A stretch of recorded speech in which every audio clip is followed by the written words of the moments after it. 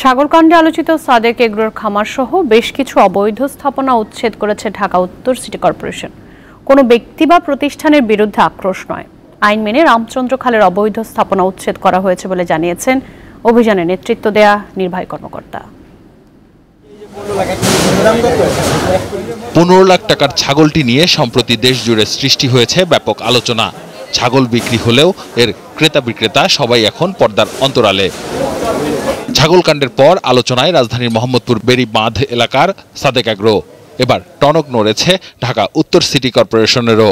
পাশের রামচন্দ্রপুর খালের কিছু অংশ দখল করে গড়ে ওঠে এগ্রো ফার্মটি। বৃহস্পতিবার অভিযান চালিয়ে গুড়িয়ে দেয়া হয় খামারের অবৈধ অংশ। গত 17-18 বছর বেড়িবাঁধের রামচন্দ্রপুর খালের উপর অবৈধ স্থাপনা বানিয়ে বসবাস করে প্রায় 2 শতাধিক মানুষ। তবে অভিযান পরিচালনার আগেই নিজেদের উদ্যোগে সরিয়ে ফেলা হয় সব স্থাপনা। আমরা নিজেরা ভাঙিয়ে ভালো না, ভাঙিয়ে বেশি এলাম যে ভালো না, তো ফার্ম না, তারা ধরতে দিবে না।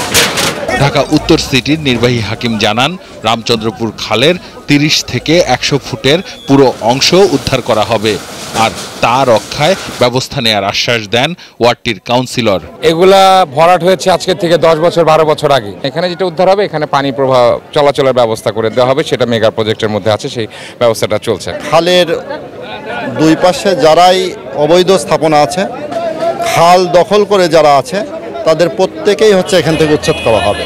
উচ্ছেদ অভিযান চলার সময় সাদেক এগ্রোর কর্মীরা উপস্থিত থাকলেও দায়িত্বশীল কেউ ছিলেন না। আসিফ জামান, দীপ্ত সংবাদ, ঢাকা।